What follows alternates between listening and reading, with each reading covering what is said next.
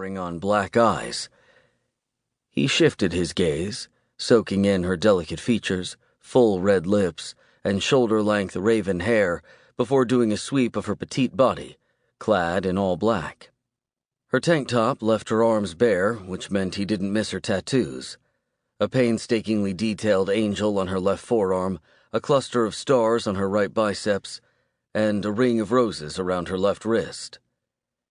The tats were surprisingly feminine and insanely sexy, and he suddenly had the craziest urge to strip her naked and find out if she had more ink beneath her tight top and skinny jeans.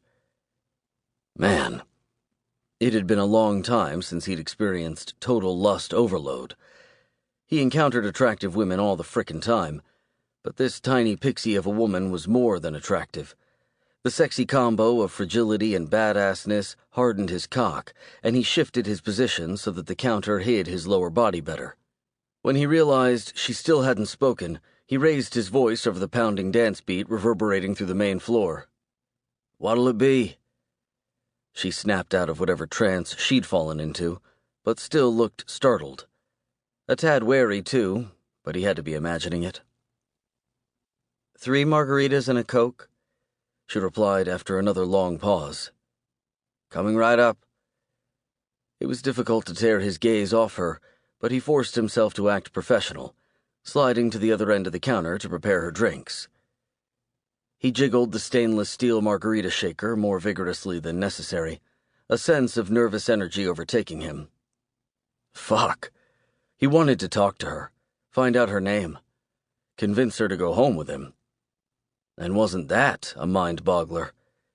He spent most nights turning down offers for sex, and all of a sudden he was imagining screwing a complete stranger? His friends would die of shock if they could read his thoughts right now. Gage and Reed viewed him as Mr. Nice Guy, the man who held doors open for his dates and didn't sleep with a girl until they'd been seeing each other for a proper amount of time. The guy who offered women his shoulder to cry on and bought them flowers for every damn occasion. But he supposed they had every right to see him as the nicest guy on the planet.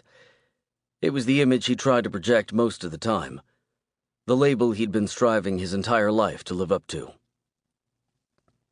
Christ, if people only knew. How hard he worked to be that polite, dependable guy everyone could rely on. How badly he fought to suppress the wild urges that arose more often than not. How frustrating it was to dutifully play the part of prodigal son, good friend, reliable boyfriend. He didn't always succeed, though. Sometimes the need to truly let go couldn't be ignored. He had to ease it, and in the past, he'd used fighting to do that.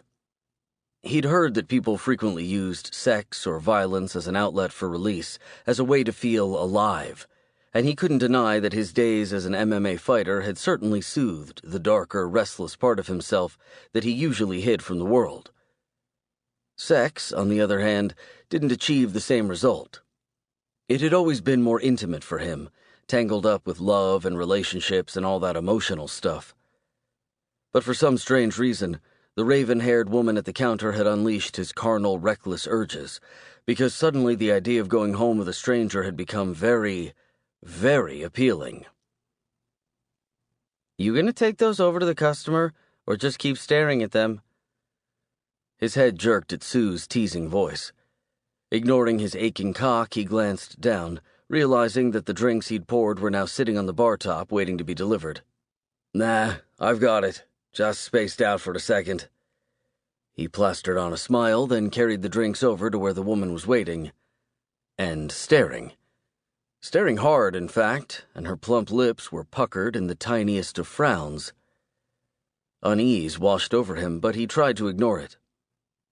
3 margaritas and 1 Coke, he announced. She gave a polite smile in return. Very, very polite. So polite it was clearly forced, and his wariness only heightened. "Thanks," she said tightly. "How much do I owe you?" $18. His gaze stayed on her as she dug around in her purse for her wallet. Her body language was as stiff as her voice, a clear indication that she was ticked off about something. "Here, keep the change." She dropped a 20 on the counter, then lifted her head and noticed